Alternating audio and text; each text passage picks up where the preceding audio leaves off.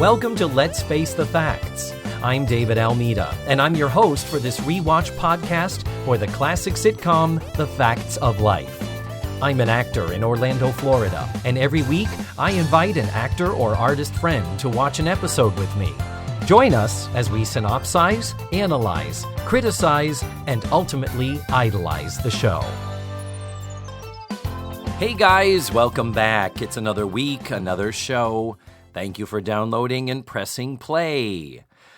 My guest this week is Natalie Doliner. Natalie is a very good friend of mine. She is a super multi-talented lady. She does everything: acting, singing, dancing, choreographing, directing, writing, cabaret performing. She is the whole package and more, as we will discuss. Before we get started with the show today, I do want to give a shout out to a new Tutti Frutti, Melissa B. What's up, Melissa? How you doing? The Tutti Fruities, of course, are those amazing folks who support the show through patreon.com/facethefactspod. You can be just like Melissa and the other Tutti Fruities and support the show for as little as $1 a month. You get extra bonus stuff, the occasional video, and a $3 a month pledge gets you an additional podcast every month, me and Matthew Arter, in a show called TV Talkaholics. So come on and join the Cool Kids Club and join me in welcoming Melissa B. to the family. So back to today's show. This week, Natalie and I watched Season 6, Episode 23, called Sisters. The original air date was March 20th of 1985. Have some sound issues at the beginning. My voice is a little soft, but I do get it corrected about 20 to 25 minutes in, so please be patient. And you know that stuff does drive me crazy, so if it bothers you, you know it really, really bothers me. That's it. No more apologies. Let's jump on in. Let's face the facts with Natalie Doliner. Natalie Doliner, welcome back. Thanks. You were here last in December of 2019. So right before 2020 hit. Anything interesting going on in 2020 for you? Anything? Oh gosh, no. Was there something interesting happening? No, I didn't. Nothing here. Not at all. Yes, it was season 4, episode 3. The very special episode where Judy may be losing her hearing. Oh no, I know. She doesn't want to be handicapped. And then saying that to cousin Jerry and being right, exactly. Yeah. Oops. Exactly. So it's weird to see you on Zoom because in addition to being an amazing performer, actress, singer, dancer, everything, director, writer, cabaret performer, you are... Oh, don't stop. Don't stop. Don't stop. You also are a doctor of Oriental medicine, otherwise known as an acupuncturist. That's right. I get to needle people and get paid for it. And you're my acupuncturist, and I still see you on a regular basis. This is the first time I've seen your face in how long? You know, that's right, because I always have a mask on. I know. Yeah, because It's been a year, right? It's been a long time. At least a year. Yeah, I think we helped you move some furniture a few months ago. That's true, and I forgot to put my mask on, but that's We were outside. There was like a brief glimpse of, oh yeah, that's what you look like. But this is not, I don't think we could consider this episode a very special episode. This is a very unspecial episode, I have to tell you. There's opinions, ladies and gentlemen. It's a very unspecial. Well, it's not very special. It's sweet, but it's not very special. No. That way. I personally, I like this. I like the episode, but it's not a very special. It would not be an after school special. No. I'm saying. What I'm saying is, of all the episodes this season, I've had a lot of criticisms and a lot of critiques. And this is one of the shows I don't think I dislike horribly. There are some others that I've had big problems with. Well, it's kind of a plot that's been done before on numerous other sitcoms. But not here. And I like that. This was a fun, fresh take to see it done with our girls. But we are talking We are talking about season 6, episode 23, Sisters, which was originally Sisters. Yeah. Sisters. There were never such devoted sisters. Anyway. Yeah. Harmonizing over Zoom. Wow. Not gonna happen. Yeah. It was originally broadcast on March 20th of 1985. It was written by Bob Meyer and Bob Young. The Bobs have been writers on the show for since last season, if not the season before. So they've been around a while. Directed by John Boab, their in-house director. And yeah, that's really it. I don't have anything new to add because we've covered and talked about these writers in the past. So we're already there, Natalie, the time of the show when I put my guest on the spot. And I ask you if you would provide a 1 to 2 sentence synopsis of this episode, similar to what you might read in a TV guide. Do you mind if that TV guide has the bend that I have? Because I can tell you that lesbians will look at this episode differently, as we do look at this show. What? Do it. You give me the Natalie Doliner TV guide spin.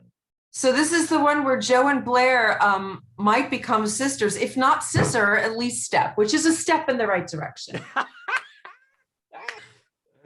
And there you have it. There you have it. Yeah. Yes. You know, there are whole websites devoted to will Blair and Joe get together, even though we know how it ends. It's like, these are all the lesbian things that happened in these 12 episodes. These are all the times they almost got together.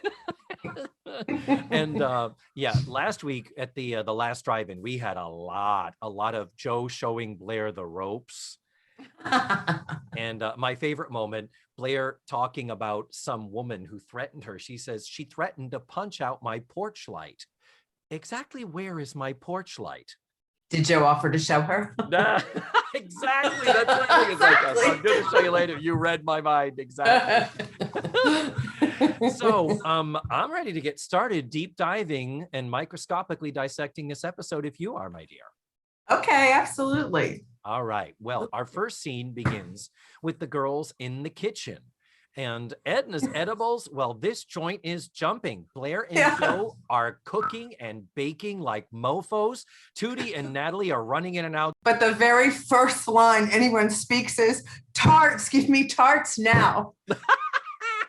Which in my drinking days, I may have been known to say when I entered a room. But very quickly, we get wonderful expositional dialogue like, oh, Mrs. Garrett sure picked a bad week to be out of town. It's so busy. Well, after all, it is Langley Alumni Week. So that's why there are so many more people in town wanting to buy our stuff. Okay, fine, get it out of the way. At least we know where we stand. Did you notice this was an episode without Charlotte Rae in it? Oh, good Lord, I noticed. Mm-hmm. Because this whole episode would have been over in 5 minutes if she'd been there.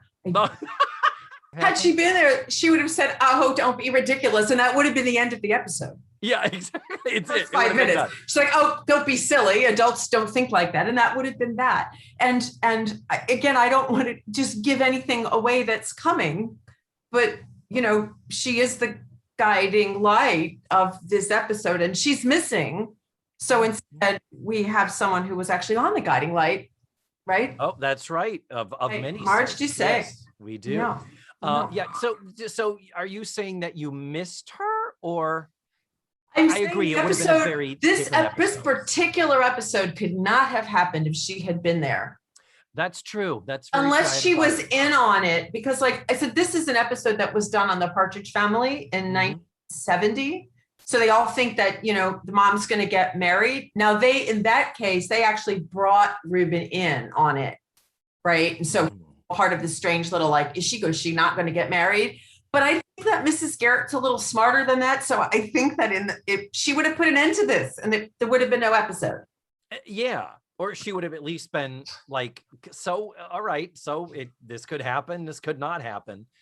Whatever.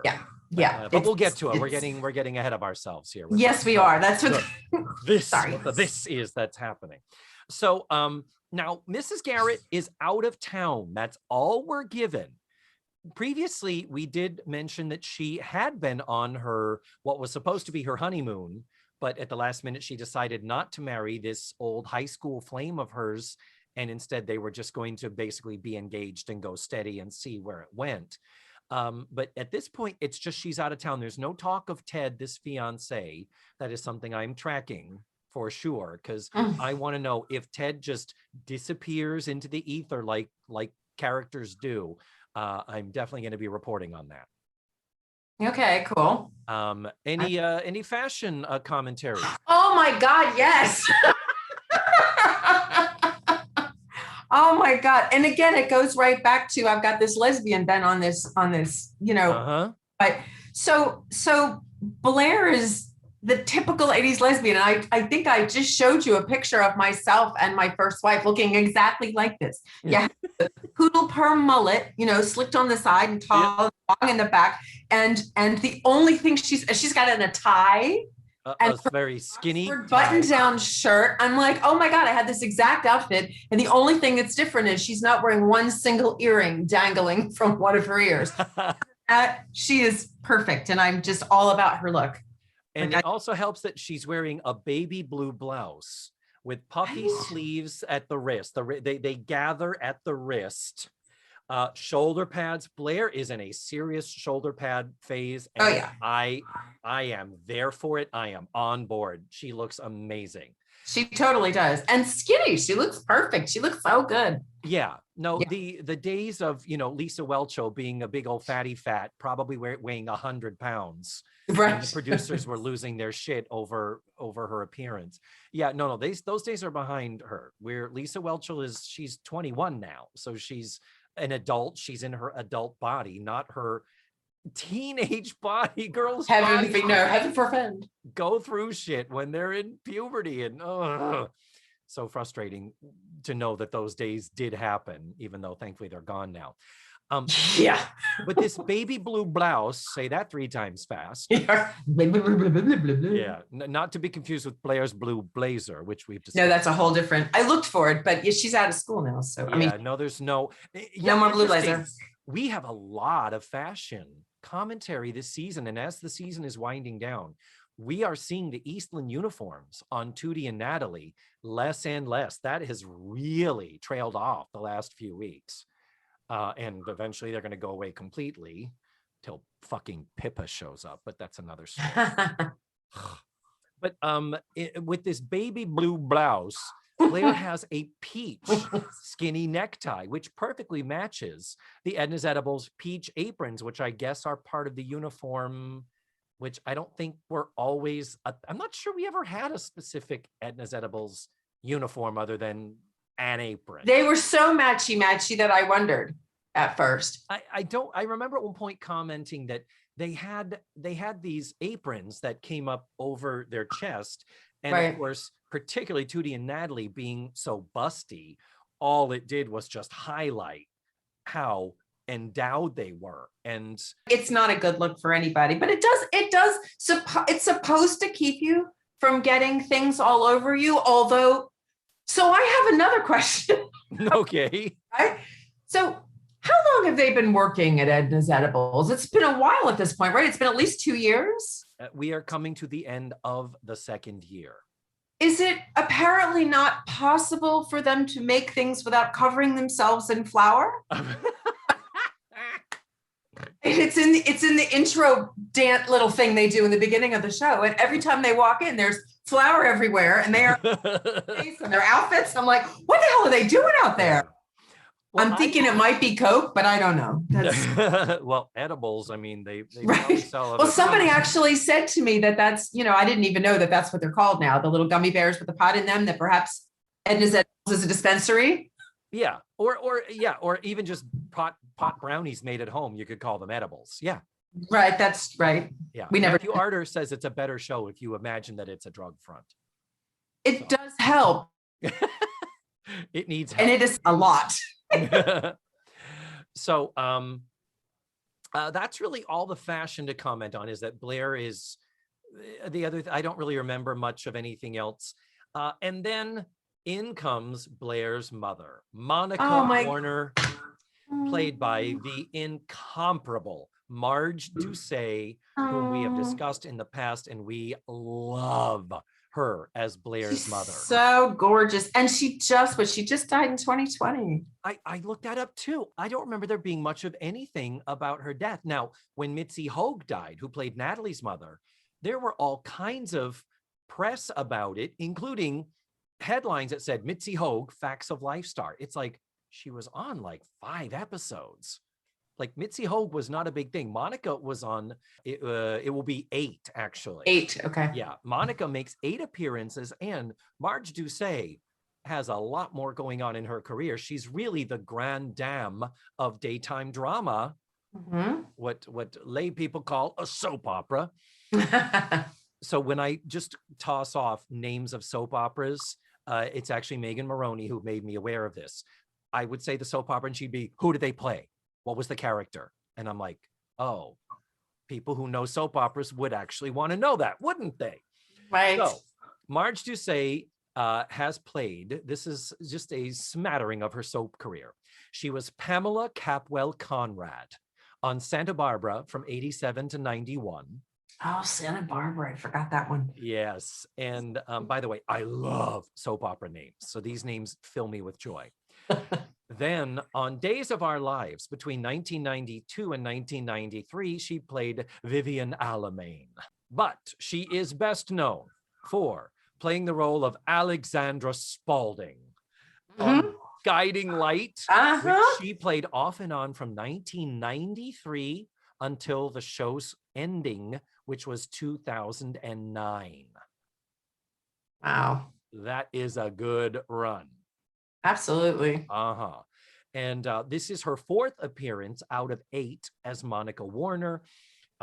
She's only been in 3 episodes previous to this. The 3 episodes were the very special episode about breast cancer, where she has a cancer scare, and then the graduation 2-parter. So it's technically two plots, but 3 episodes. Two plots. And we have a lot. I'm kind of obsessed with her look too, I gotta say. Oh yeah. Talk about her look. Go ahead. Oh my God, but the necklace, like I said, when I dressed for fun, I dressed like Blair. When I went to work, I dressed like Mom. But yes, she has got this matching hat and jacket. She's gorgeous. Pocket squares. She is just so gorgeous, beautifully put together. And we do have a joke here that does come back later, where she says to Joe, "Oh, Joe, you know things about cars. My Jaguar is making a clicking sound when it goes uphill. Why is that?" And Joe says, "You probably need higher octane." And she says, "Higher octane. I'll have my mechanic order it."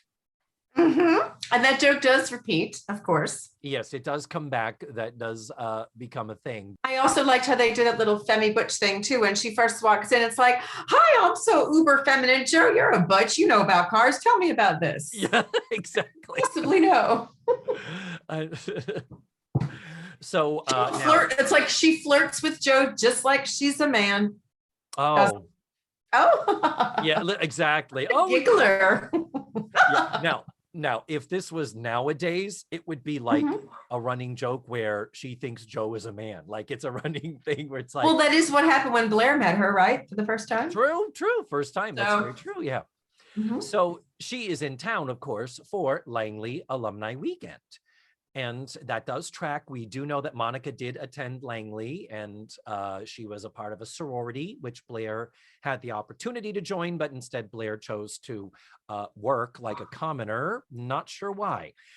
Really? You don't think it's because it gave her the chance to live in the house in the same room with her girlfriend?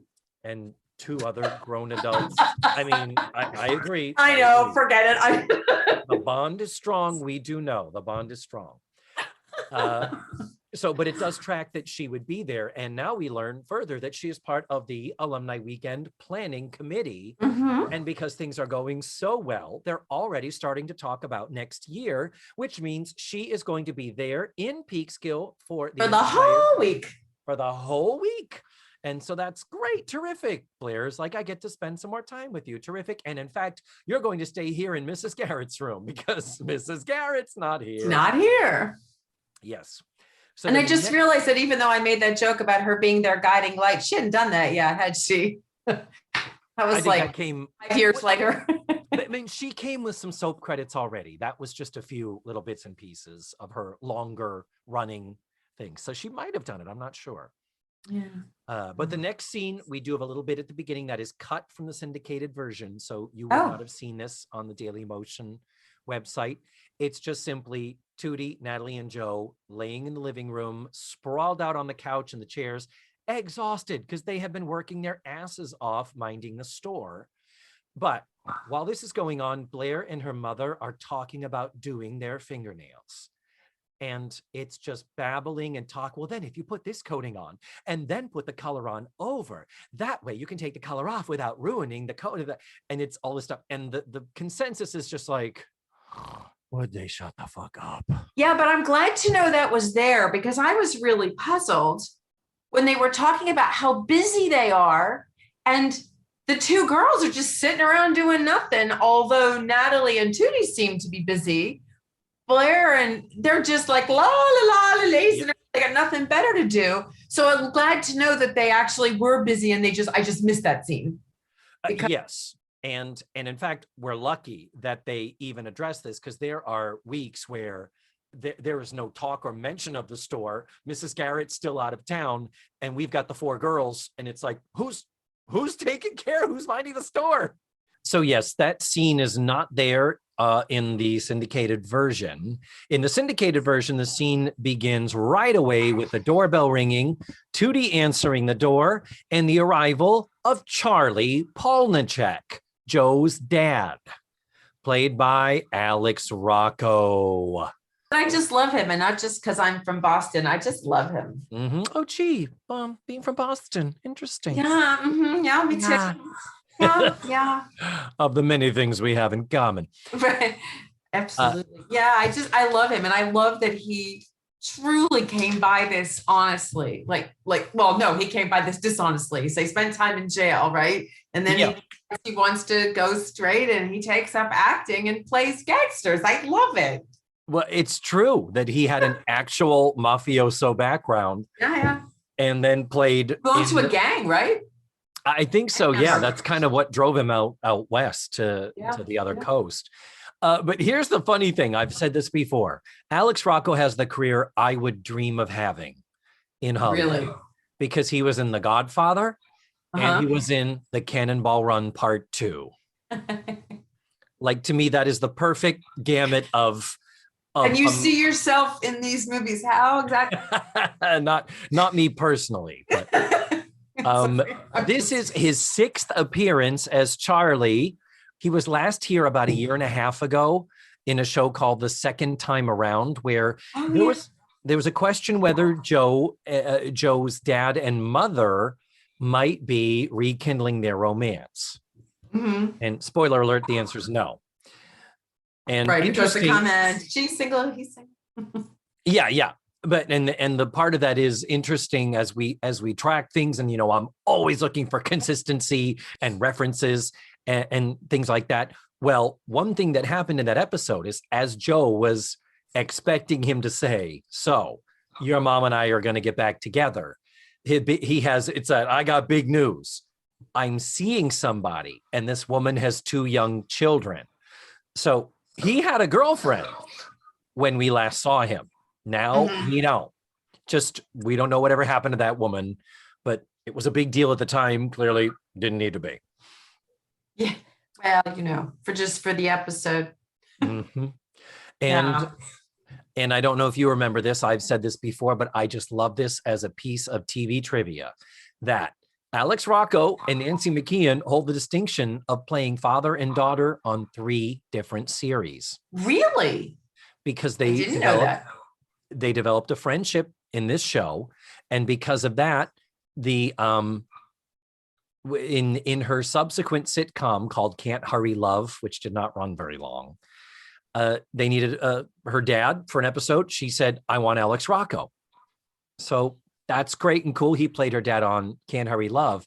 But then later, after she took time away from show business to raise her family and got back into it, on The Division, which is the show she was doing in the early 2000s, which is what prevented her from being in the Facts of Life reunion movie, he played her dad on 15 episodes Wow, cool.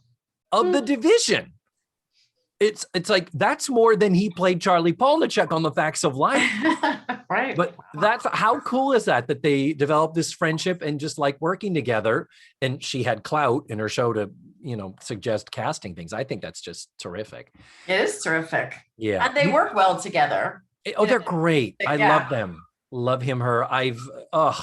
To me, having Monica and Charlie in the same show, really and truly, I like all of, there's nobody I dislike of all the parents. I'm trying to think.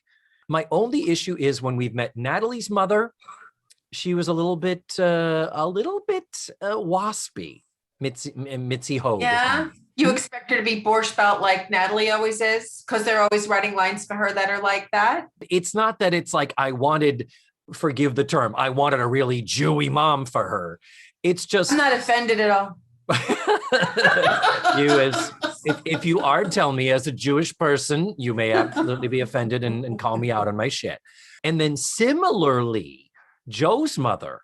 Remember, Joe's mother is the weather-worn workaholic waitress. She works at some type of a not nice place, like not a fancy place, and she's worked her fingers to the bone so her daughter could go to this private school since the dad was in prison and didn't help and all that. And then we meet Joe's mother, again, kind of white bread. I liken her to Mary Steenburgen. But here's the deal. I still like them as actresses. I love them as actresses. That was my only beef with any of the parents. I liked Blair's dad, Tootie's parents, Tootie's mom, a little bit broad, but that's where Tootie gets it from. And it was her actual mother who played her mother. Oh, really? Yeah, that's right. Alex Rocco passed away in 2015 at the age of 79. And his reason for being there is that we learned that he's now selling. His territory has been expanded, and now he'll be covering from New York City now to his daughter. To my daughter. Isn't that great? I love that line. I just thought that was cute. Yeah. And thank you, expositional dialogue where he says, and if they buy auto parts here in Peekskill like they do in other towns, I'm going to be around a lot. So Charlie's employment. This has been a little spotty over the years.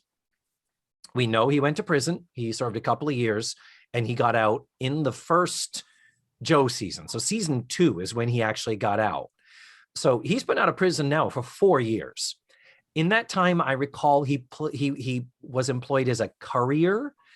And then there was a company that was kind of wooing him to be sort of the manager of the shipping department. I want to say maybe it was like a legal firm.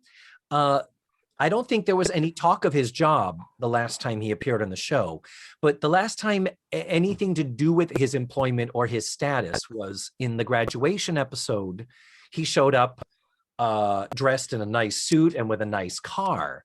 And his ex-wife was upset that he was throwing around his money trying to act like a big shot, but he said that he had gotten a promotion and he was making more money. So it's suddenly becoming an auto part traveling salesman is a little bit of a leap. I feel like it's possibly just done so that they could find a line for jokes. Like, oh God, yeah. So when she hears that he sells auto parts, she asked if he carries octane. Call back, ladies and gentlemen. Call back. I think there's another one too. But the cool thing is things that do track, I love show Bible moments. I love character histories that track. And at this point, he looks in the room. He says hi to all the girls, looks over and says, oh, Monica, isn't it? You're Blair's mother. We met at the kids' graduation. Which is the last time we saw them together. Correct. That absolutely does track. And then they ruin it. When she says, oh, of course, Charlie, I remember you. You drove us around in that quaint little car of yours. What was it called again? And he says, a Toyota. And then what does she say? What a feeling. Oh, what a feeling. Toyota. That's it. That was their slogan. That was a very funny line. Here's the thing.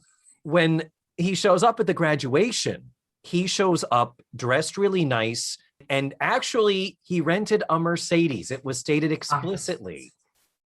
And Joe's mother was upset that he was spending money on the car, paying for lunch for everybody, renting this really nice suit. She's like, what are you doing throwing this money around when you could be giving it to your daughter so she can buy textbooks? And the nice little storyline is he says, I wanted this weekend to be special and I wanted to show you a good time. And Rose, the mother, says, she doesn't need a good time. And he says, not her, for you. You've done all this. You didn't have any help from me. And I'm able to do something nice for you. And it was a really lovely moment between the parents. And again, Charlie's a good guy. He went to prison. He's an ex-convict. He's a good guy. And by the way, like Alex Rocco, because we love him. And again, no mention of prison at all here. Nothing to do with that comes out in this episode, but you remember that. So yes, it does track that he and Monica met, but the car reference, the "oh, what a feeling" joke is a pretty good joke, but it's like, oh, you reverse engineered that and contradicted it. Damn. So long story short, both parents are in town for the week. They want to do dinner. The girls are busy. They got to mind the store. They've got finals. They've got things to do. So Tootie says, well, why don't the two of you go grab some dinner? And he's like, oh, okay. You want a Monica? And she's like, oh, sure. Some funny little shtick with her fingernails still being wet. So when they shake hands, he has to go to get her fur out of the closet. You know which one is hers when she just says, get my wrap, and the closet clearly has 5 coats in it. He probably figures she's so rich it has to be the mink. I guess. I don't know. Well, the parents decide, yeah, sure, we'll go out. It's really perfectly innocent. And then the response is that Monica says, oh, that's great. And we'll go out for dessert later, dear. And so off they go, trot, trot. And then the girls are left alone. And Natalie, first thing out of her mouth, ooh. And they're like, what? She's like, Joe's dad, Blair's mom, together, alone. He's single, she's single. Ooh. And there's just no one to be the voice of reason. To stand. No, Edna, to go, oh, don't be ridiculous. Yeah. And that's it. Blair and Joe are just in this, oh, don't be ridiculous. They have nothing in common. Now, you had said there was something about the blocking with Tootie earlier in this scene that jumped out at you. Yeah, but I do notice that it might have been that because of the missing scene, it's not really what I thought. But from the time we see Tootie trying to peek out from behind people, she does not even appear until like 3 minutes into this whole show. And then, she's peeking from one side to the other. She has almost no lines except for suggesting they go to dinner and welcoming him. It gets better later, but I'm like, Tootie is barely in this episode. It's like she's sort of sandwiched in there. Yeah. She's not there a lot in the earlier part. But it is interesting. We've had this kind of weird blocking before where they will stage two people in a conversation or in a moment facing each other, or, at a 3/4, as we call it in the theater, 3/4 turned. You're cheating out a little. Cheating out. There we go. I couldn't think of the word. What's so weird about it to me is they've reproduced that awkward moment. If you've ever done this, like, you introduce people and they start talking and you're still standing there and you're like, should I excuse myself and walk away? Or should I smile like I'm part of this conversation, which I'm clearly not, only we can see her face doing this. So she's like looking for one thing, and then she like peeks her head out on one side and she peeks her head over the hand to the other, make sure the audience can see her. And then when they finally come to an agreement, she nods and then smiles and walks away. And you're like, that was so awkward for her. Yeah, she didn't need to be there. She did not need to be there. I was like, why is she still? She should have opened the door and then walked away. Yeah. And they've done this before where they've been like, two characters are fighting and now they're making up, and they'll position Mrs. Garrett way back upstage, far away in the back, but directly between them. And it's one of those, well, I'm supposed to be looking at the pair of them, but I'm standing between them, and without having your eyes going boing, boing, boing, boing, back and forth, you look kind of cheat outward. So Mrs. Garrett kind of has been vacantly staring past the camera, which Tootie is doing a little bit here. Not Tootie, though. Tootie is Literally, first she's trying to stick her head so that we can see her, but I think because of her height too. I love how she's like looking up at one and then the other, and somebody's hand is always in front of her face, and then she's like leaning a little to one side, so she's clearly aware of where we are, which I love. But she's not staring vacantly. She's like, yeah, nodding and smiling on an audio. So I'm sorry. No, she's doing it. She's absolutely trying her best to act and react in these moments when she's not really involved in it. But it just looks really odd. It really does. But she's adorable, so we forgive her. True. So we move on to the next scene. I want to talk about the blocking in the next scene before it even starts. Oh, girl. Because remember, I am taking a lavender take on this whole show. Oh, I'll do you one better. There is stuff missing from the beginning of this scene that you did not see in syndication. Okay.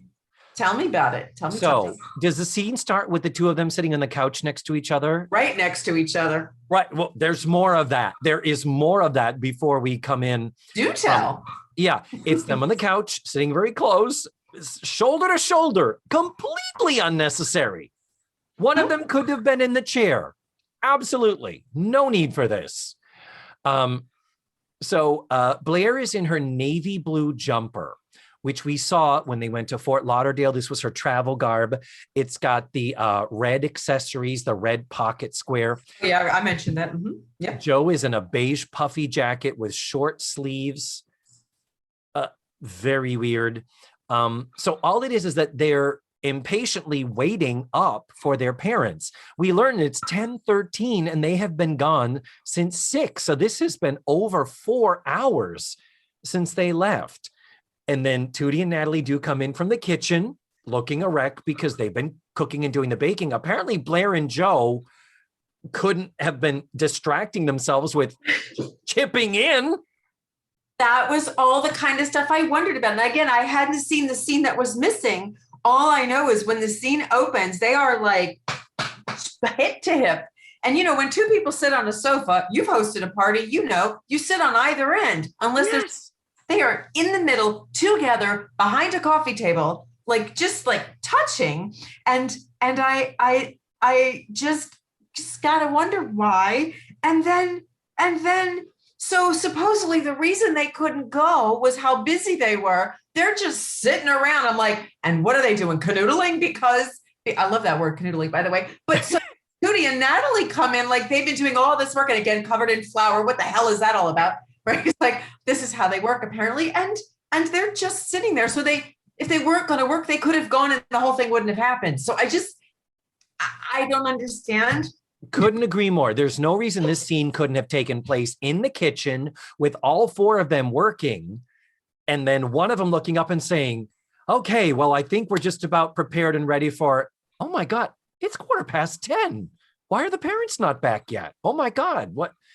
They wanted to play up that Joe and Blair were perturbed by this. But they're not even dressed. I mean, it could be that after 2 hours of working in the kitchen, the rush is over and they got dressed to go out on their respective dates with each of their parents because they were supposed to go out afterwards. They were, but I'm not buying it. They look too fucking cozy. Do you think that they know that a lot of lesbians watched this show and hoped that they would get together and wanted to just throw us a crumb? Do you think that that's what it is? There's so many of them. I have to wonder. There are so many. Their beds positioned the way they're positioned. Their head to head. Why? Yeah. There are so many arguments one way or the other. On one hand, you could say it's a sitcom. They were churning this out. They didn't have time for finer nuances. They didn't have time for a show Bible. They could remember that Monica and Charlie met at graduation, but they couldn't remember that Charlie rented a Mercedes. Right. And they couldn't foresee we'd be able to stream this. Bingo. Yes. But So reruns did exist in 1985. We were watching Brady Bunch and Gilligan's Island. They certainly had to have some not sense back that to back to back to back. No, that's not true. That's not true. This show was already was already in syndication in the 10 a.m. morning slot on NBC. We are well over the typical 100 episode threshold that would make a show marketable in a syndication package. So they had to know that this was going to live on. It was still just not typical MO. They just didn't do it then. I get that. I get it. But be that as it may. But on the other hand, there are the people who could argue, no, you don't write anything without thinking about it. Like nothing is accidental for how often there is lesbianic stuff here. So of course, there's always the possibility that the actresses added it, but it's not likely. It's like you were told to sit on the couch. Why there? It doesn't even help that you put you both in the same frame because we can clearly see the whole sofa. So there's no reason. In fact, the fact that they're stuck behind the coffee table and the fact that later when somebody's sitting there, Joe sits on the arm, that's the logical thing to do. But no, I'm just going to sit right here. She's just right next to you. Yep. It is weird. And I would love to get some insider insight into that. I know, right? But that's it. And I mean, in the earlier days, the show did, Philip Nolan is the one who pointed out that the show did have a level of innocence about it, where it really would have been odd if they were trying to telegraph that. But nowadays... But we've already seen them ogling people in co-ed dorms walking around in towels. And I mean, so their innocence is, okay, a later very special episode to the contrary, their innocence is mostly over. Yeah, if not physical. If not physically, certainly in their minds. But with Natalie going through trying to find whatever that guy lost so she could go to his room and give it to him. I mean, there's clearly something. Yeah. And then I don't remember exactly, but Joe then does get up from the couch and says she's going into the kitchen. She said, "There coffee left. I'm going to go make some." Did you? Yeah. I'm obsessed with the coffee in this whole episode. Oh, really? Why? Yes, I'm obsessed because this is supposed to be a very nice place, Edna's Edibles, right? They serve good food. Ostensibly, they serve good coffee. What do you see every time there's going to be coffee? Did you notice? Pot of hot water, an open jar of instant. Oh, you're right. Later, it is instant. No, over and over. Joe literally goes into the kitchen to make some coffee, and every time we see it, the instant is out, and the water is being poured. And they track you right over to the stove. There's nothing. There's no Ibrick. There's no coffee maker on the counter. There's nothing. This is hot water and an open jar of Sanka, Maxwell House, one of those freeze-dried things. And I'm fascinated that she's opened this gourmet shop food thing, and I'm also obsessed with the fact that there's always open food out on the counter, but that's another thing. But coffee is instant. What the hell? Right. But remember, Edna's Edibles is a bakery, though. They call themselves a gourmet food store. It's not a coffee shop. I will admit, as a bakery, we have had fresh home ground sausage. We had at one point, we had Mrs. Garrett grinding her own fucking meat. At one point, we had them making grinders, like selling them like sandwiches. We do have those little cafe tables, but I've never gotten the impression that it is a cafe in the coffee sense. I do not attribute any of the coffee stuff going on here to being connected to the store. This is just like we're having coffee at home. And instant was so popular in the 70s and into the 80s. I guess so. I guess it's a snob. Our culture has changed so much around coffee when you think about it. But my parents, it was taster's choice. Really? Did your parents do instant coffee? Sanka. My parents were Sanka people, but I just thought that's because it was, no caffeine. No, I mean, freeze-dried. They went to all this trouble to make, they even laugh at her when she's going to buy crullers. It's like, they're making all these things with the fresh ingredients. And then your coffee is like, here, let me just pour this hot water. She's going to make coffee. She makes a big deal of it. Is there more coffee? I'm going to go make some. You're right. No, you're not. You're going to boil some water and pour. I'm not making coffee at all. What do you You're mean? right. You're totally Left. Yeah, that I cannot argue. You're right. That is fucked up. Yeah, I'm going to go make some coffee. It's like... Right. She's like, is there any coffee left? I'm going to go make some. It's like... No one has made any, and she did not make any either. Yeah, in the jar? Yeah, there's still some coffee left in the jar. Yeah. Yeah, exactly. Well, what we are setting up here, I think the reason for Blair and Joe to be on the couch and be agitated is because this is setting up that when Charlie and Monica do come in, they are laughing and giggling like At nothing. At nothing, laughing and giggling at nothing. Thank you. We're going to talk about that in a minute. And so what we're doing is we are flipping the status comedy of where have you been? Do you know how worried we were? You should have called, and that type of stuff, particularly between Blair and Monica. Absolutely. Let me tell you, the laugh track. Love that joke. I don't think there was a laugh track. I really don't know. I really don't think there was a laugh track. But they laughed at nothing over and over. They had a hell of a warm-up. I think they had a hell of a warm-up person. I really do. Maybe a great big applause sign, I guess, and a big laugh sign. But oh man, because my argument is there are episodes where there are no laughs, and it's like, well, if there were a laugh track, they would have put them in. But there are times when it's just like death out there. It just seems like they come out of nowhere, though. These laughs, it's like. Well, also Monica's laughs come out of nowhere. For what that joke might have been that he tells. He's like, he was still wearing his belt, but his pants fell down. I would have loved if they had just turned to each other and said, pistachio.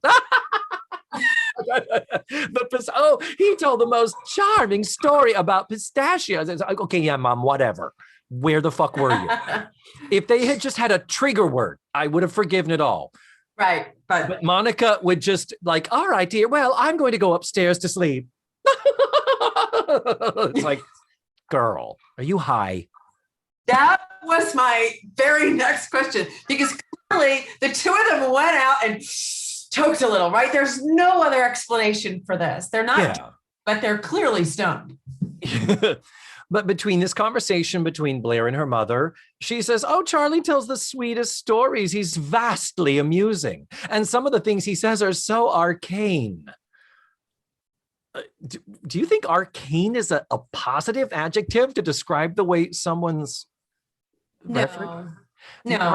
She's kind of calling him a Neanderthal. Like he's très amusant in a very, as he says, she says about him, right? Yeah, très amusant. Très amusant. Yeah. But yeah, no, it's not flattering, but it's different for her, I guess. Yeah, but again, she's just amused. Again, it's one of those like, oh, he is the most charming ape I've ever had to sit down and have a meal with. Like kind of that sort of a thing. Yeah. But then in the kitchen, a great line, Charlie and Joe are now kind of touching base. And Charlie, great line, perfect line for this character. Oh, that Monica, she's a classy broad. She knows what to say. And it turns out I'm amusant. Très amusant. Wait a minute. She said, so what did she say? Well, she let me do all the talking. That, to me, that was a lovely little moment.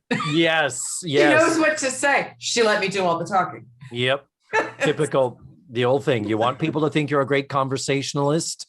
Ask them about themselves and listen. True. Mm-hmm. I have no idea what that is like. I hope to someday learn how to do it. A moment that I did miss earlier, and I'm not sure if it is cut from the syndicated version, but before they arrive back from their date, when Tootie and Natalie come out of the kitchen, they are like, wait a minute, aren't Charlie and Monica back yet? And they're like, no, they're not. Natalie gives another, ooh. It's almost akin to Tootie's, there's gonna be trouble. Yeah, it's not exact. There is. Do you remember that? And they go up to bed, but they don't say anything about that. But they talk about being exhausted. And I just noticed that they left their dirty covered aprons on and went up to bed. And I'm like, well, even I take my lab coat off before I go into the house. So I was like, yeah. Like, just take your apron off and leave it behind. I don't understand. But I don't remember them talking about them not being home. But that's what made Joe get up and go make more coffee. Yeah. They used to do that at Eastland, by the way. We'd be in their bedroom upstairs and they would walk in with their aprons on from serving food to the school. And it's like, you wouldn't take those off and either hang them on a hook for later or put them into the laundry. Why are you wearing these upstairs to your bedroom?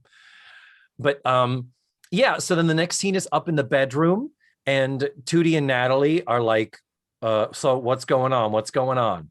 And they're like, nothing, go back to sleep, shut up, it's nothing. And so what is just basically communicated is Blair says, Mom just said that your dad was actually kind of amusing.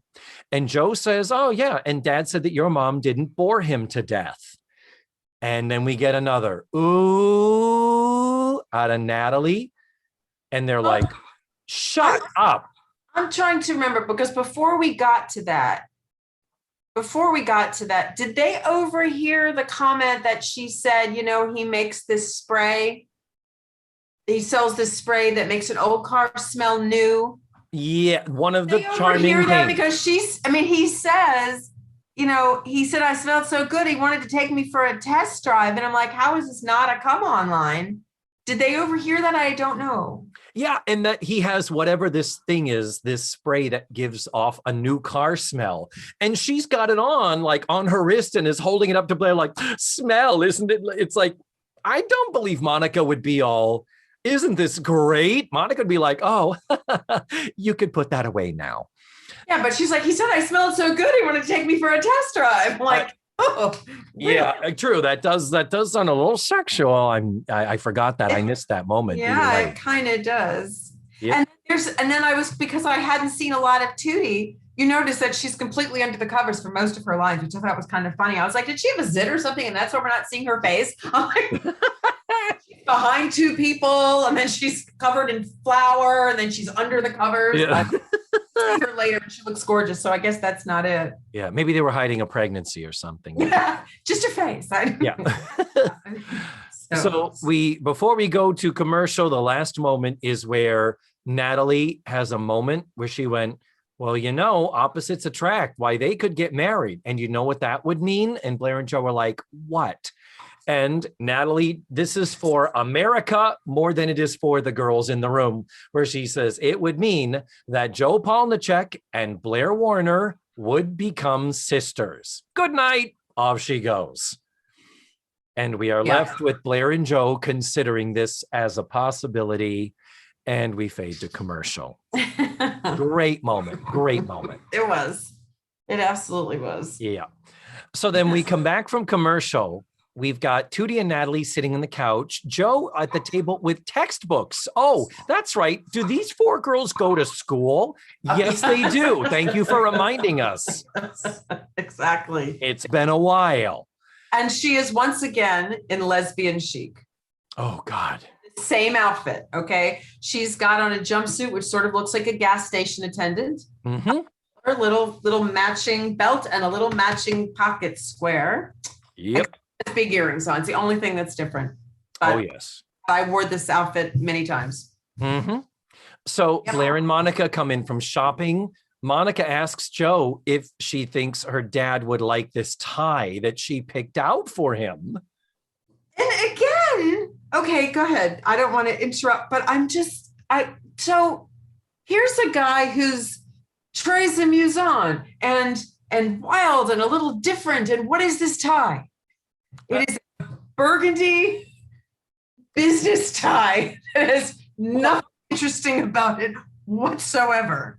Yeah, it is. It's kind of plain. And I guess, you know, technically as a salesman, he would wear a tie. We have not seen him in a tie, but it's like, oh, okay. That's nice. But I mean, even if she was going to pick a tie, she said it had him written all over it and screamed to say something like that. Something about it called says it just reminded her of him. And I'm like, it is a boring, plain burgundy tie. Nothing on it. I don't understand. So we do have a great moment here where she says, well, let's go do dinner, do something later. And Blair is like, I can't, Mom. I've got to study for finals. They're coming up. At which point, Natalie, the little fucking shit that she is stirring shit up here. Monica says, well, maybe I'll call up Charlie. And then Natalie says, there's the phone, like pushing it right along. And then she starts dialing. And Natalie turns to Tootie and says she knows the number by heart. She knows the number. Yeah, again, hi, thank you, Yenta. And then she asked for the extension. She asks for the extension, meaning the room at his hotel. She knows the extension. And Tootie turns to Natalie and just like, pick a little, talk a little, pick a little, talk a little, cheap, cheap, cheap. And it's like, wow. Yep. So, yeah. Anyhow, so they set up another time to get together. That's all fabulous. And did you notice that when she calls Charlie, it's this little acting thing that kind of bothered me, but she goes, Charlie. So literally she hasn't given him time to say anything. I'm wondering what he said that was so fucking funny that had her just laughing hysterically at the other end. I feel like it was, Charlie, it's Monica. Do you have any plans for dinner? Good. Let's go somewhere to like right, exactly. There was a 1940s quality, like the hello, Charlie. Front page. Yeah. But look at her fabulous coat with the shoulder pads. Oh, holy, it was gorgeous. Gorge, yeah. Natalie suggests that they go along and kind of suss out what is going on here, because clearly something could be going on here. And Joe is like, I'm not going out. I've got to study. And Blair's like, we should go. And Joe says, my clothes are all in the dryer. And then either Tootie or Natalie says, well, you can borrow your sister's clothes. And do you remember what Joe says? Do you remember what Joe says? Of course I do. I'd rather be damned. Which means something very different in my life. That's our diesel engine. Right? By the way, right before the next scene, when they're coming back in from this evening of fun together, I thought to myself, are they similar in age? What is the difference between the two of them? How old are they? How old are these actors? Here's a funny thing. Mm-hmm. Marge Tussaud was born on February 20th of 1936. Alex Rocco was born on February 29th of 1936. Oh, wow. She is 9 days older, and Alex Rocco is a leap year baby, born on February 29th. Wow. So, but I'm like, they are, so number one, they are 9 days apart in age. But secondly, if you do the math, that means both of them are 49 years old. Huh. I'm okay. I get it. It's like I see her as a woman in her late 40s. I feel like Alex Rocco looks a lot older. Yeah, but he's been in prison. He's lived a life. He's lived a life. He has absolutely lived a life. And don't forget, she has been on soap operas. So she just, Snip, snip. You know, right. It's hard when you get to a certain age and realize that people around you are changing. Do you remember Irma Bombeck? Do you remember who she is? Oh, God, yeah, sure. Do you remember she was watching Sunset Boulevard again when it was on TV late at night one night, and all of a sudden, 50? She was 50? Yes. That's right. Cameras are grinding, you know. And he does call out Norma Desmond. I agree. It's like 50? 50? Oh, God. Exactly. Oh, boy. I just, something in the dialogue that we just sort of glossed over in that last scene that did end a moist note. Not moist, damp, very damp. Sorry, damp. We hit it on the thing. Are you one of the many women out there who do not like the word moist, Natalie? I do not mind the word at all. Okay. What is the deal? I thought there were men who don't like that word. I don't know any women who don't like that word. No, it's a woman thing. Really? But okay, listeners, I want you to weigh in here. It is my understanding that that moist is a word that a lot of people, particularly women, have a problem with. I want to hear from people. I want to know. Just say it. They're talking about they're going to go bowling since they didn't, right? Since he did her thing. Is this the scene, or am I jumping? This is this, right? Yeah. Yes. Yeah. So she says, well, I don't have a ball. And she's like, oh, they have balls there. And they cut to Joe's face. And the look on Joe's face is either how ridiculous that she didn't know such a thing, or she said balls. And I swear it's just saying. And later she said she'd rather be damp, and the scene was made for me. Yep, we have balls and we have damp. Family entertainment, ladies and gentlemen. Right, exactly. So when Monica leaves to go meet up with Charlie, or to get ready to meet up with Charlie, I forget, Blair and Joe are left alone, and then they start getting into it a little bit over Blair making a comment and Joe thinking that Blair is calling her dad crude. So Joe calls her mother a spoiled airhead. Quite loudly. She's in the kitchen. Yeah, you can hear. Yeah, she can hear you. Keep your voice down. But it's good that they get into it a little bit, but they don't go crazy with this. They're just bickering a little bit. I'm glad Blair did not bring up his prison record or refer to him as a jailbird. That would have been a low blow. Right. Really. So in this case, I'm glad nothing comes up, because that does add another dimension to this, I think, that we did not need. But no sooner do they, end the scene with them mad at each other. The next scene is still in the living room later the same night. Blair is still up because she didn't want to go to bed and go to the bedroom where Joe is because she was still mad at her. So Blair is studying and Joe comes down in her man pajamas. Which I have. Yeah. Oh, you do? I do. You do? I do. I really do. Are they standard issue with your lavender card? I believe they came with the toaster. Okay, good. So very quickly, a lovely scene where Joe immediately says, hey, look, what I said before, what's bothering me wasn't your mother. It's the two of them together. And they share a milk dud. Is that a lesbian thing, sharing a milk dud? Is that a euphemism? I don't think so. But I do know that Blair not being able to answer because her jaws stuck shut. Yeah, that was the joke. Was she's like, well, what do you say? What are you saying? But I was like, my teeth are stuck together. Yeah, my jaw stuck out. Yep. I have gotten locked jaws, so I thought maybe it was but I don't know if that's Yeah. So the scene ends with Blair saying, well, my mother could do worse. And Joe says, yeah, my father too. And then Blair says, I think we should give them our blessing. And that's because no Edna. It's been what, 5 days, 6 days? If that.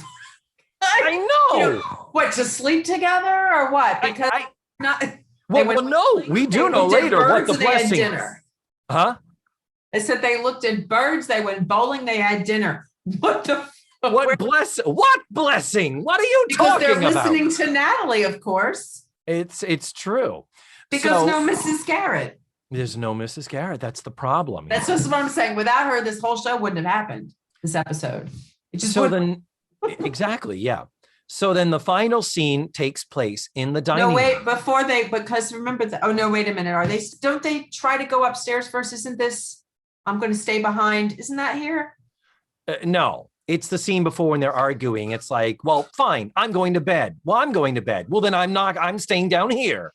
Did you forget that? But she's like, where are you going? Well, I'm going to bed upstairs where my bed is. And she looks surprised. I'm like, you've lived there for 2 years. Your beds are next to each other. Did you forget where your bed was? You forget you sleep together. Right. I'm like, how did you forget this? I don't understand. It's crazy. That's not good writing there. So then our final scene takes place in the dining room. We do have a little moment of Tootie and Natalie in the kitchen where there's talk of this anticipation of this blessing that's going to be given. And over Tootie and Natalie isn't. Huh? Over coffee that isn't again. Again, this is the coffee. Espresso. Well, right. She's like, wait, but you have to, was it two? One regular, two decaf. Regular decaf. And so she's like pouring a lot for the espresso. And it was ridiculous. But it was crazy. It was stupid. So then no sooner do Tootie and Natalie return to the dining room to witness Blair and Joe giving a prepared speech. That clearly Blair has prepared. And then Joe willingly. I mean, at the very least, you'd think Joe would be like, Blair, for fuck's sake, let's just tell them we're cool with this. But no, it is this formal, like we're at their goddamn wedding reception. And so finally it ends up, it's just so uncomfortable and embarrassing and unnecessary. And then, we have seen the joy, you have our blessing. And then the punchline to this is Monica going, for what? Right.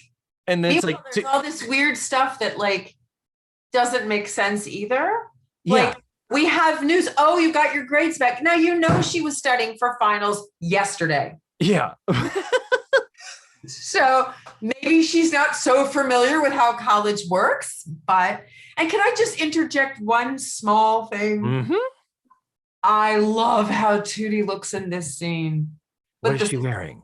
She has the smoky eye. Her hair is on point. She looks fabulous. And of course, Joe with her little red popped collar. But Tootie looks amazing. I just couldn't help notice that. But anyway. Well, Joe's popped collar is because she's wearing the red onesie that she wore in Fort Lauderdale, or as I call it, her Teletubbies outfit, because it does nothing for her figure. It's just a big red, like you said, it looks like I've been talking about the onesie. I've been Jumpsuit. But they were very popular. And jumpsuits or jumpers, I've been calling them too. It didn't even occur to me until just earlier today when you said it looks like a filling station uniform. That's what it looks like. It's so that was the style, but that masculine. Was the style. We absolutely dressed like that. Yeah, without question. And the belt would have a little clasp in the front that just, Yep. Oh, totally. Yeah. So in that sense, they were sexy because you knew that the person was probably naked under there. That's really all I can tell. I cannot tell you how many times in a bar I've unzipped. This is back when I was drinking, and I was a bartender, but to flirt, you just grab somebody's zipper and yank, and whole front exposed. It's delightful. Anyway. Oh, well, good to know. Yeah, well, Next time I'm in a lesbian bar, I'm going to try that out. Thanks. Yeah, you'd have to go back to 1980 for it, but. So the Monica and Charlie burst out laughing at this, as we would hope they would. And here's the deal. When they say, we are here to give you our blessing for what? Blair says, to get married. Not to see each other, to keep seeing each other. I know. It's just like,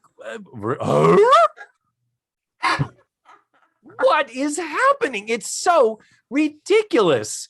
And it's like, girl, stop being drama queens. All you had to do was shut the fuck up and say, it's okay. Why don't we enjoy it and enjoy them enjoying each other? Now, granted, we did need this denouement, this great big moment. They could have so toned this way down where just Blair and Joe are just smiling at them. And finally, Charlie and Monica could be like, what? And they're like, we're just looking at you guys. Okay, but you're looking at us funny. We just think it's great, you guys. What's great? Well, you're seeing each other. And we want you to know we are so okay with it. You absolutely have our blessing. That would have been great. And then burst out laughing. Wait, whoa, no, we're friends. What are you talking about? Yeah, but then you couldn't have had the whole bit where they're making fun of Natalie, who tries to leave the room because it was her idea that they were going to get married and the two of them would become sisters. That's right. Right. So it all comes down to the Borscht Belt joke when all is said and done. You're right. I forgot, because they do say, where would you have gotten a ridiculous idea like that? And they look at Natalie. Go. And Natalie's like, gotta go. Yeah, exactly. But they do have a nice little moment where it's like, you've been going out together and having fun and enjoying each other. And they say two people can have a good time together and not get married. What the fuck? I'm paraphrasing. And so no sooner does this laughter die down between them, it's like Charlie says, well, I got to get going, actually. This is my last night here. And of course, he was about to have coffee and dessert, which they've just set on the table. And he's like, well, I got to go. I'm like, wait, what? Nope. Fear of commitment, Charlie. Yep, that's it. It's every time. But he does turn to Monica, and as they are laughing through this, he says, hey, Monica, when you decide where you want to go on the honeymoon, get back to me. And she's like, oh. Right. But she is a tad overdressed for just having dinner with the girls and him. That's the Warner way. Blair is always overdressed. Blair's always... Yeah, but she's got rhinestones on and she's all sparkly. I'm sorry. It looked like she was going out for an evening, but whatever. Yeah, I mean, yeah. But again, that's how you dress a rich person. They're dressed formally all the time. That's how we know they're rich. Oh, okay. according to the facts of life. Right. Okay. I got it. Because it's nighttime, I guess. Well, I did like the last line though. I thought it was really sweet. And why don't you recount for So us what the last lines are? she kisses Blair on the top of her head. She says, "A kiss for my daughter." And then she leans over to Joe and she said, "And a kiss for the one that got away." And freeze frame and roll credits and what a lovely Right? moment. Isn't that just the sweetest? Yeah. Now, had it not freeze framed, Blair would have put her arm around Joe and said, "Oh, we're not letting her get away." Exactly where my mind went. But yeah. But perhaps she'll be your daughter-in-law since she's not going to be your stepdaughter. Exactly. No, that's totally where all of our when we rewrite the show, that's how it's going to end. But yeah, overall, I really, really enjoyed this. I think this is one of my favorites of the season, in spite of 90 minutes of critique. Yeah, but it's cute. It's a cute episode because it's stuff that's been done. It's the courtship of Eddie's father all over again, and it's just very cute. You're like, what the hell is that? That's way before my time. I'm not possibly old enough to know what you're talking about. But but I like that. I mean, I like these. Almost all of these sitcoms use the same. They pull out a couple of chestnuts every once in a while, and this is one of them. This one's been done on many different shows. It's evergreen. The whole thing of two single parents getting together, and what does that mean for the kids and their relationship? Totally right. And then, of course, jumping to conclusions and getting in the way, and it's just cute. It's cute. They're a little old to have made that mistake, but again, they're cute. Yeah. And remember, we've been through the getting married too quickly thing with Mrs. Garrett. Why would they make the jump to we're okay if you get married when we just had Mrs. Garrett re-meet her old high school flame and within a few days being like, we're eloping tomorrow. And the girls are all like, oh. So we kind of already had this. So why they would push their parents into something? Maybe they just sort of think this is what people do and they might as well roll over and accept it. Yeah, I don't know. But it's still cute. It is still so cute. And the things in particular, I do want to give the episode credit for all the critiques. I want to give it its credit. Number one, the Blair-Joe dynamic, when they start fighting and having their argument, it doesn't go too far. If it went further, we would be back to season 3. Blair and Joe really sniping at their status. You're a poor person. You're a rich snob. Man, it could have gone there. And we've had these instances where we're like, no, this is a fight they had years ago. They've matured. They're 20 now. They're not bickering teenagers. Their voices do get a little high, though. I don't get it. Right. Other than that, I agree. But I just like that I feel like the argument was plausible without being imposed or forced, and then not going so far as to belie the development of the characters that we've watched over the last 6 years. Right. And they quickly apologize to each other. So exactly. Very adult. And we don't need Mrs. Garrett anymore for that. That's how mature they are. And lastly, I do have to say, Natalie being the busybody, Natalie stirring up the shit and being the one that I fucking love that. Loved it. It was pretty cute. Yes, I just love people named Natalie. That's all there is to it. Well, here we are at the end of the show. Oh, wow. You know what I haven't done in so long? I've been having so many repeat guests that I forget. I do the show and then it's like, well, it's great to see you. Bye. We haven't done a classic commercial nostalgia hop in a long time. Do you have any classic commercials that popped into your brain as you were watching this? Well, sure, because all the Toyota commercials. That's right. I remember them all. Oh, what a feeling. And what was the other one that was going on in the 80s? The one that came right after that. Of course, now it's just completely left my mind. You asked for it, you got it? You asked for it, you got it, Toyota. You asked for it, you got it, Toyota. Yep. Yeah, I got to find those and post them. And I loved all the commercials with songs in them. Yeah, no, jingles were a thing, and it is sad. It's one thing that we don't have anymore. Ooh, let me tell something that I've recently discovered, because we're talking about television and how our television watching habits have changed so much without commercials.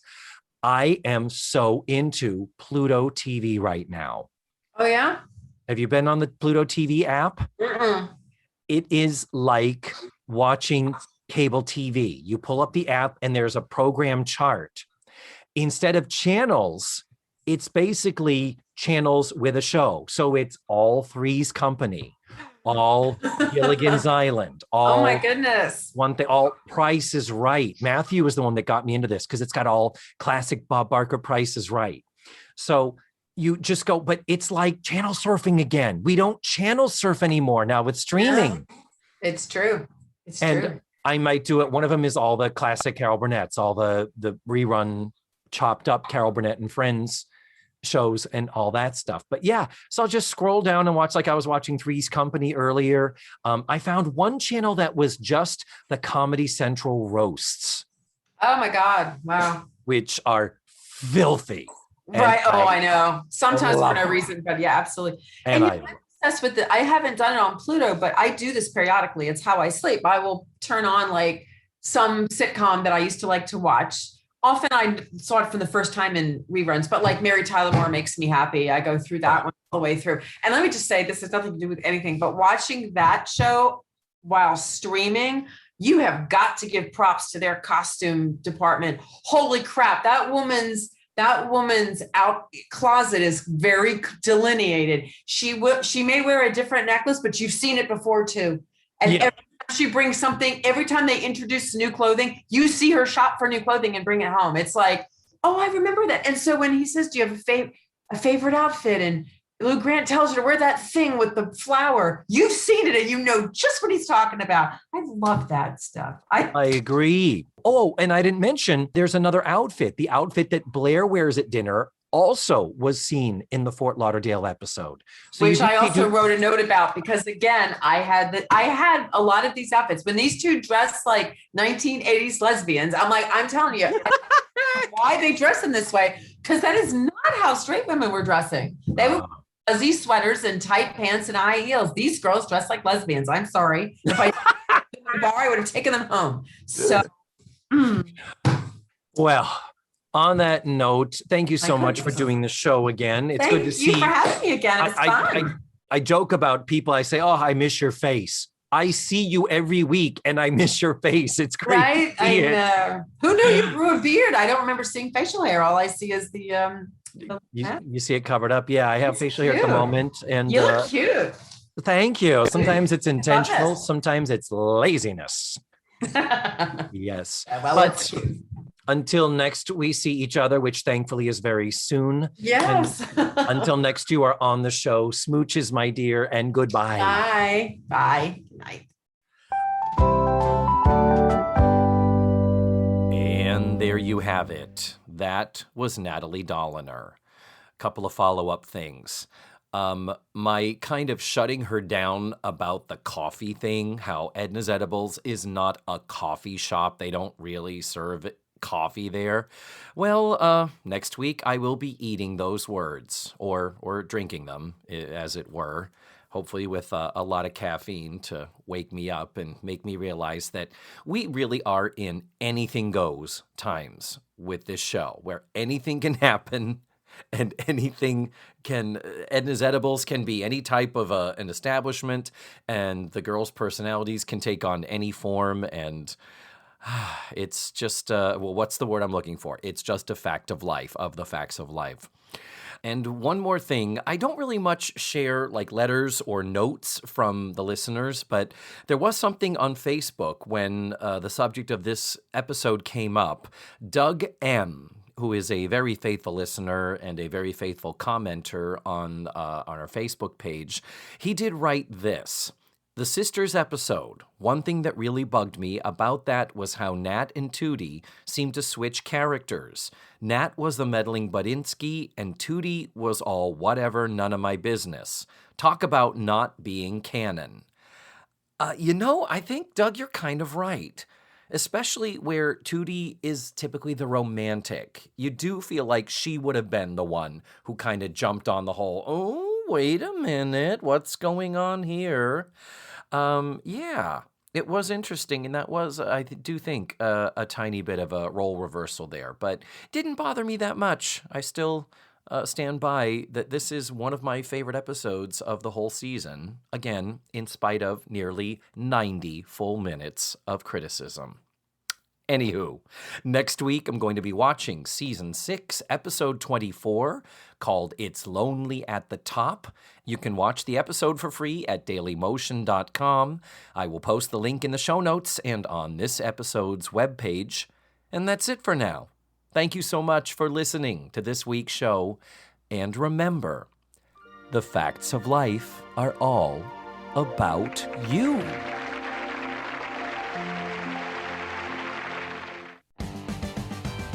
Let's Face the Facts was created, produced, written, hosted, and edited by me, David Almeida.